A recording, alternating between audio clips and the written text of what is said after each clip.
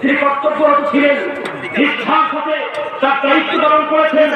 দেশের দুইটা বড় মন্ত্রণালয়ের দায়িত্বে তিনি সফলতার সাথে তার দায়িত্ব পালন করে দেশের মানুষের কাছে তিনি সমাদর গ্রহণ করেছেন।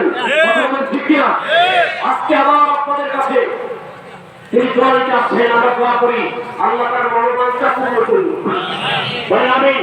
আপনারা এই মাদ্রাসার জন্য অনুদান দিয়েছিলেন, হুজুরের কাছে বিনয়ের সাথে ক্ষমাতে আমি আবার একটু ময়দানের দিকে ঢুকতে যাচ্ছি। হুজুর একটু সময় দেন, ময়দানে কোনো কালেকশন শেষ হয়, আর একটু সময় দেওয়া যাবে হুজুর? অল্প হুজুর বলছেন আলহামদুলিল্লাহ বলেন।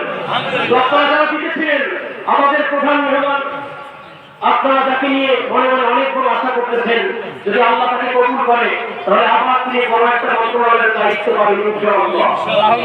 আমরা প্রত্যাশা করি তার মাধ্যমে দেশের যতগুলো কাজ বাকি আছে আল্লাহ যেন তা পূরণের ব্যবস্থা করে দেন।